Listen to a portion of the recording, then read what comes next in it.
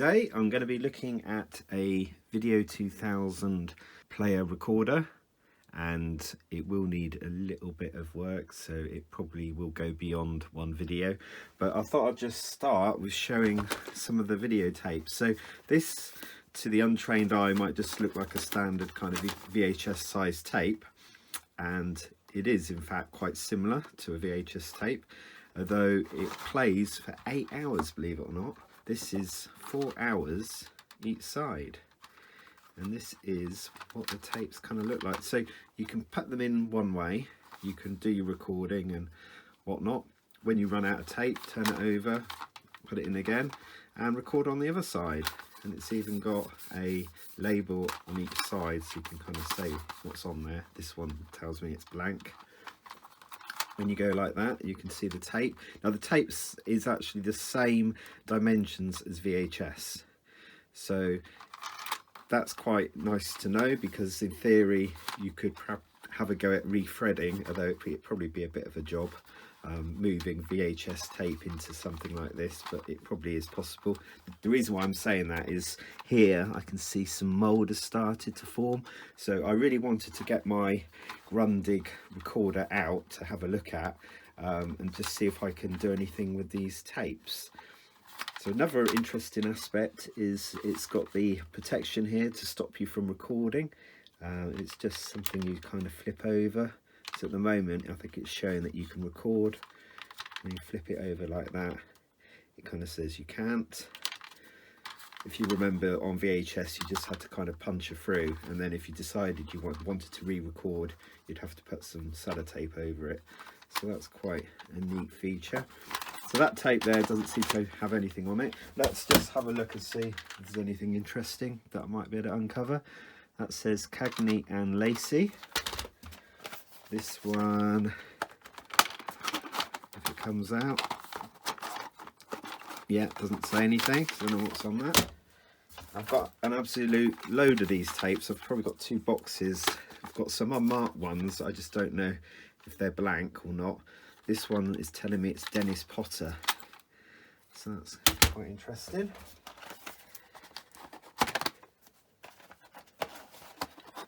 And nothing on that one.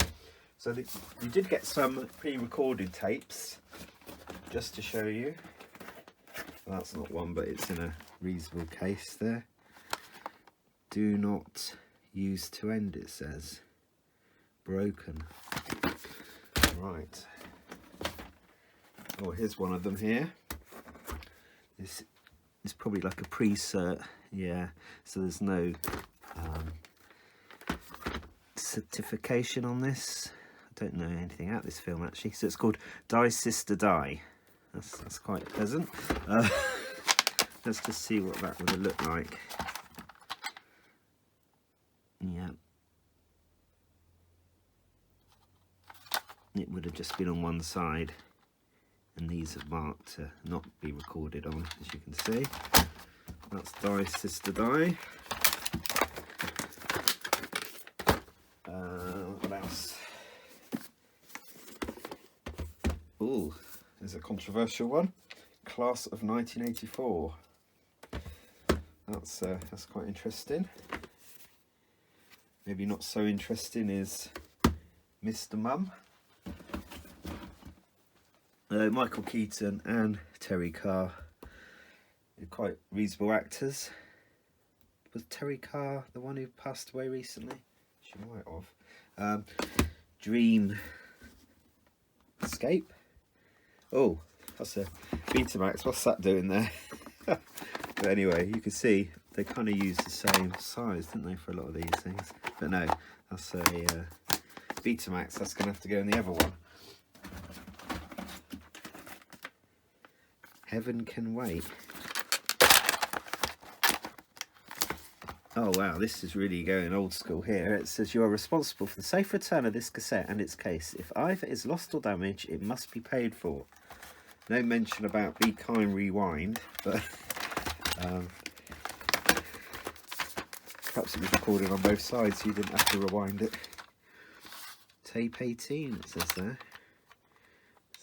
Yeah, so I think a lot of these tapes probably need to be run through, at least, because they're getting a bit iffy on the old mould, aren't they? I've got absolutely tons of them here. A lot of them are unmarked.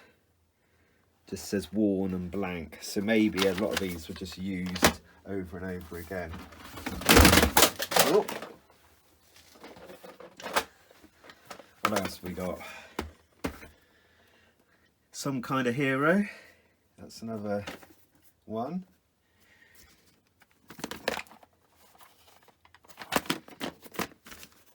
There's another one there. Young Love, First Love.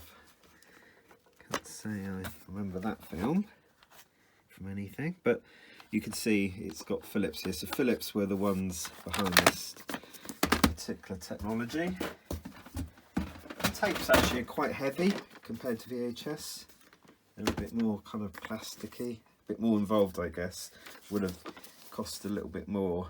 The Fury. That sounds like a good one.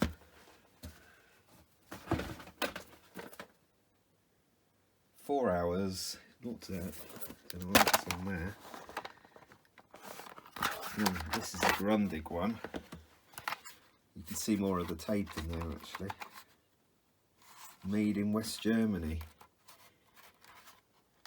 So that's obviously pre-89, isn't it? That sort of time. Okay, let's move these tapes away and go and get the player recorder. So you really need to work out to carry these things around. They are so heavy. This is the big beast. It's a rather heavy and large paperweight at the moment, or doorstop, although if you used it for a doorstop you'd probably trip over it and hurt yourself. This is it here, so a Grundig 2x4 model, and it's not been powered up for quite some time. It's not going to be powered up until I at least have a look at the power supply. Wow, it looks quite complete though. We've got the flaps. Ooh. That one's a little bit broken, I think. Yeah, so we've got tuning for the analog channels, some other bits and bobs here.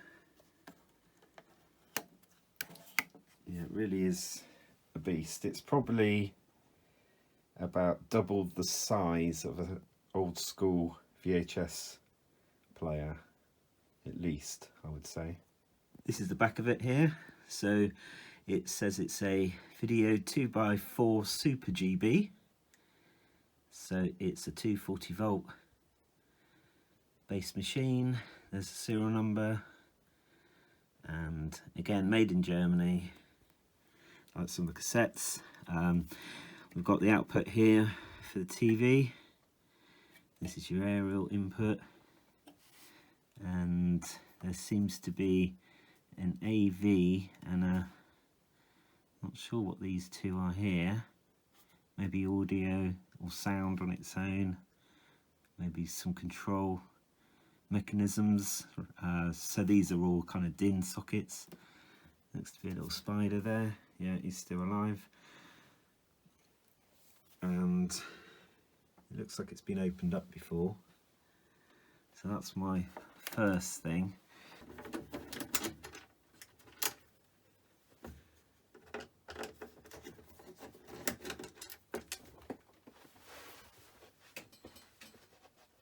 Two screws so far on this side.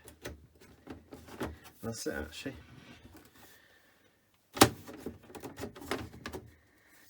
Two screws to take the lid off. Wow.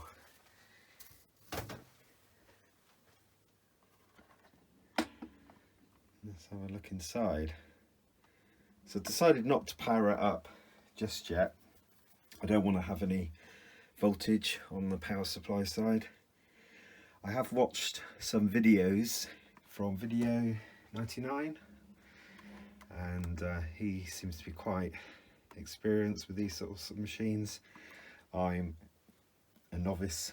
I've had this for a long time, just never got round to doing anything with it, and it probably will need a proper recap at some stage. But I'm going to have a look at the couple of components on the power supply to change. So I've got some AC capacitors to go in there. But as you can see, it's totally crammed with electronics. It really is going back in time, isn't it? Incredible when you think sort of 40 years, or probably over 40 years, but a long time ago, I guess. But a lot's changed as well. Miniaturization is incredible, isn't it? Just look at all this cabling here. So there's probably quite a lot that can go wrong in these. I think the connectors are a weak point. Yeah. So that's it so far. I'm not going to take the cover off this side. So this is where the head is for the video cassette. I'll leave that alone. Just going to concentrate on taking this board out first. It's a very solid base, kind of cast iron really. Screws look standard though.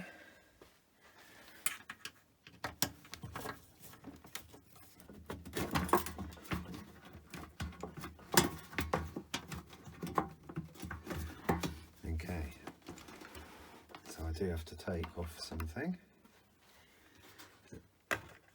One of these.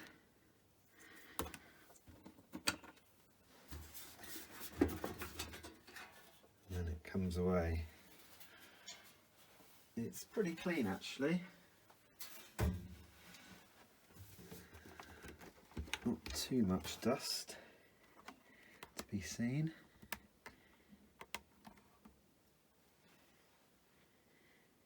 It's going to be using some power for sure. Yeah, there we go. November 81. So 44 years. 44 years old. Wow. So I'm aware that you have to separate the board, and there's some screws here to take out. This was one of I think it's Colin, isn't it, his comments about taking these screws out.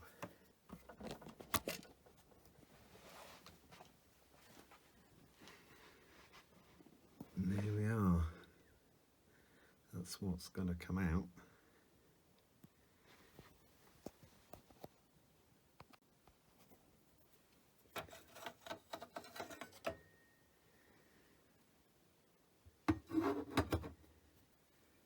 These seem to come off straightforward.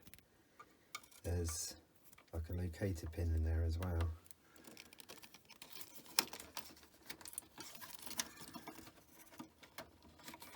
Almost just twisting on. There's a black one in the back.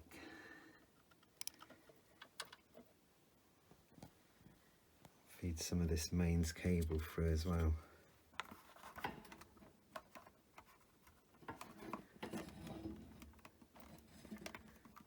Hard for me to show, but in here it's just a case of prising gently, applying pressure to separate the board.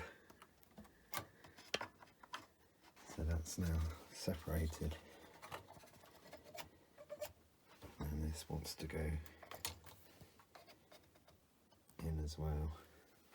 Okay, I'll get that out and put it on the mat.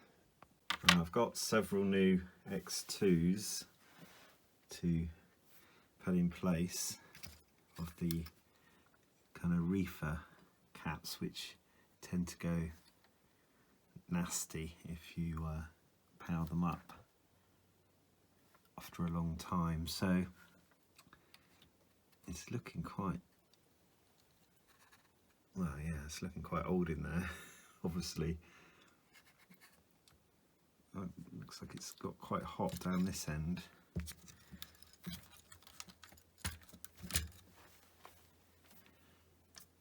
Like the little transformer there. So some of these caps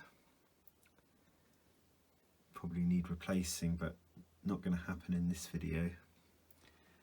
I'm just going to concentrate on these blue things. Make sure I put them in the right order. So this one here is labelled as a 05651X2 GPF. Now on a data sheet it says that it's a 0.47 UF, 250 volts. Now I've got a couple of different ones to choose from here.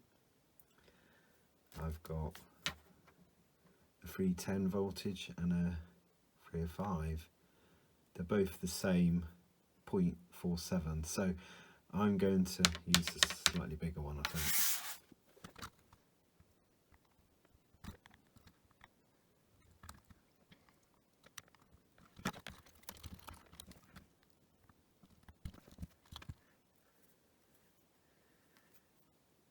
Oh, there you go. On the side you can't see, it says 0.47.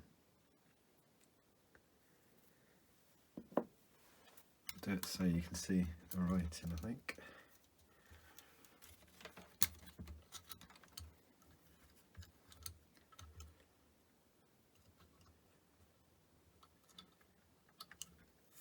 What I'll do is I'll use this point here as one of the connections, because it's quite a different dimension, this component. It kind of makes sense to do that, I think.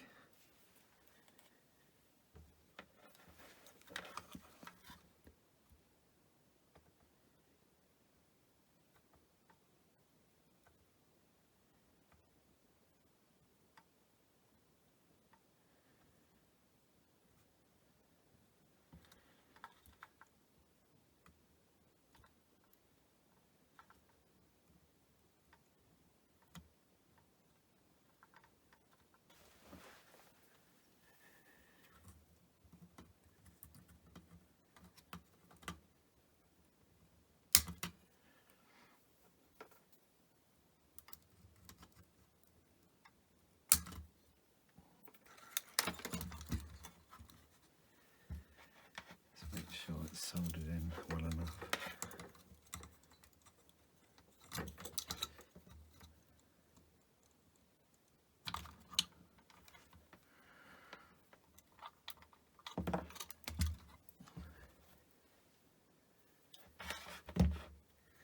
And there's the next one, so that's a 05651X2, and this is a 0.22 UF, so 0.22,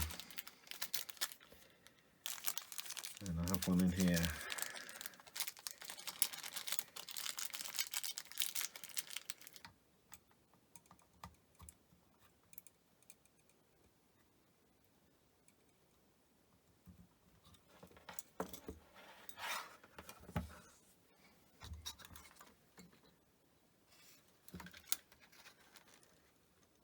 Good. You can see that one in there, just in there.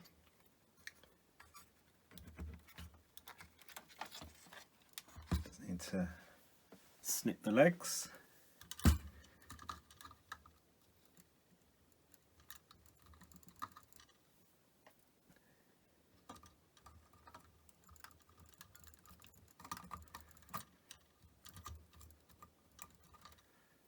There's something else wrapped in blue here, but I don't think that's something that needs changing. Let's get this back into the machine. Just a case of locating it back in then.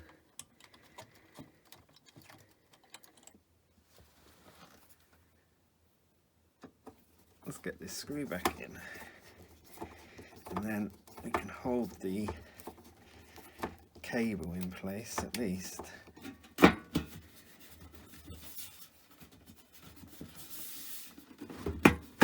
I got this big boy back together. I'm a little bit nervous because bits of kind of glue almost seem to be coming out of it, so I'm not sure where. Gosh, look at this board, totally warped. And there seems to be something else loose inside of this, so I can shake it and it kind of sounds like there might be a screw or something loose. So let's hope it's only me that's got the screw loose and not this machine. But let's power it up first time. Ooh, maybe jump then. Oh, and it's actually coming out with CAS and the power here. And there's the clock display.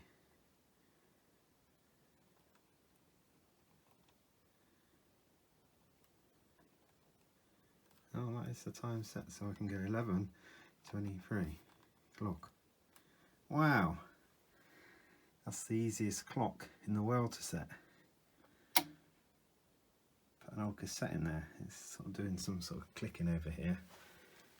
Find this relay thing, which I think is very rare, isn't it, to get hold of one. I don't think you can actually get hold of ones. You have to refurbish your existing one. But anyway, let's get a cassette in that's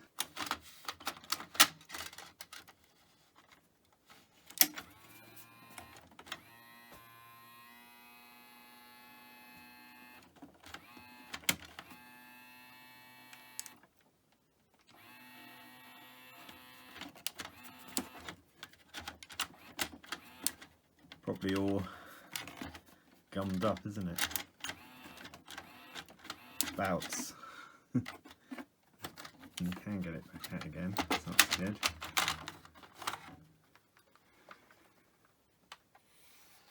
Is this a cover that can come off easily? Well, that came out easily. It's just a case of leveraging it out with your fingers kind of in the cassette slot. But anyway, they didn't make that light, did they, at all? This is the inside, so maybe I can help it along a little bit. It's almost like food. Maybe something's deteriorated big time. That's where all that stuff was coming out.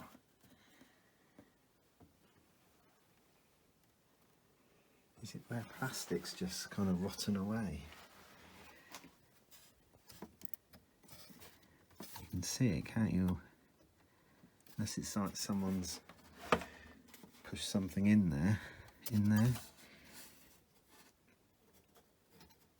Just down there, there's like loads of bits of bobs. Muck in there.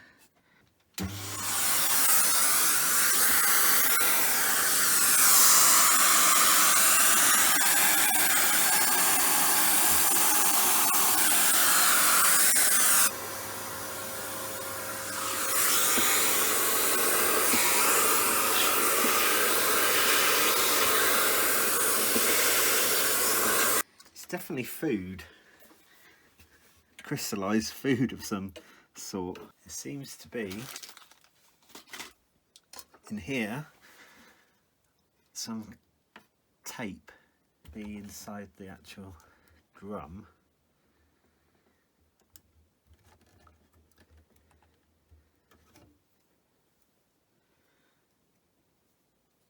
Yeah, let's get rid of that. This seemed to come out from somewhere, so that was loose, not sure where.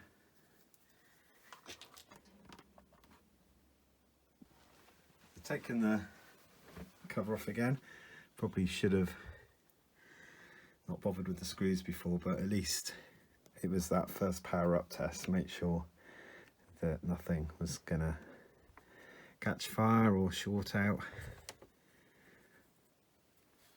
So I was expecting to see a load of bats in here, but maybe there's only a couple.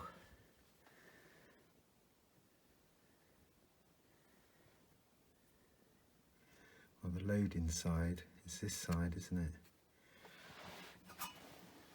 There is one in place, but it's looking quite weak.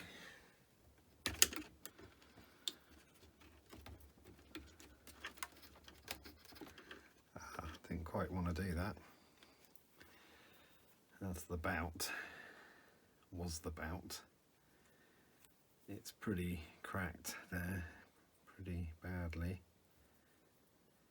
I have got some other bouts, but they're not as thick, but they're similar sizes. Just say again, yeah, maybe two for that one. Got some smaller ones.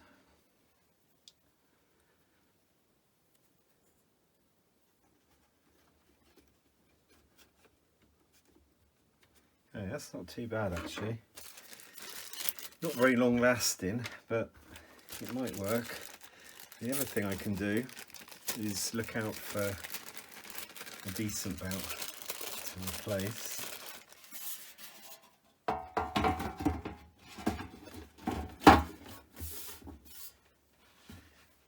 Just going to put a couple of screws in here. Ooh. Right, crumbs. Doesn't sound good. Let's see what it's doing under the hood.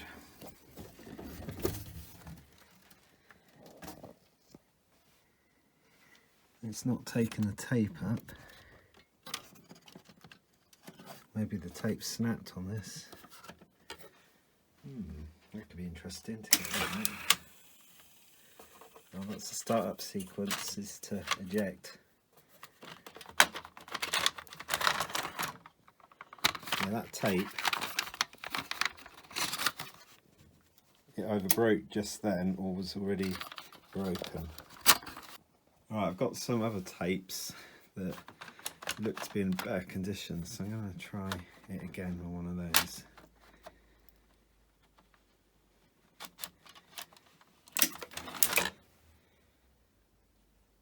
Okay, play. It's got a tape warning sign.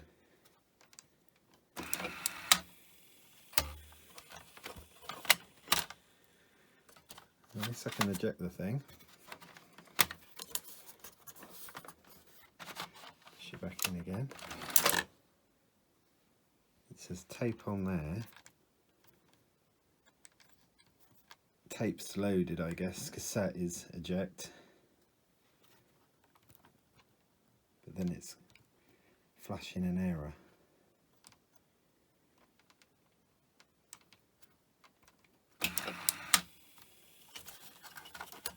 It's not particularly happy, but it's happier than it could be. It's not detecting that it's loaded, or is it the crud that's stopping it from loading properly? The reason I say that is you can kind of see in there, in the middle, can you see? There's some more of that food in there. Well, I'm going to wrap it up now. The reason why is it doesn't seem to detect the tape and it won't play the tape, so I probably need some advice at this stage. I'm not going to spend any more time tinkering with it. In the past, when I was a lot younger, I used to do stuff like that without really knowing too much, and you always end up in a worse situation. So it's always better to stop when you can, ask for some advice, which I am doing now. If you could leave some tips for me, I'd be very grateful on the video. And I'll just show you what happens when you power on, so you can see this relay switch, and that makes it click over here. So the tape is now unloaded, so if I push the tape in all the way in, it drops This door closes, it's nice. The indicator comes on. That's either an error or it's saying it's loaded. And then playback is not doing anything, nor anything else. So yeah, the fact that it's flashing now probably means that it hasn't done its bit of internal handshaking and it's not happy. It's not in a place it can start playing the tape. So if I press cassette basically ejects,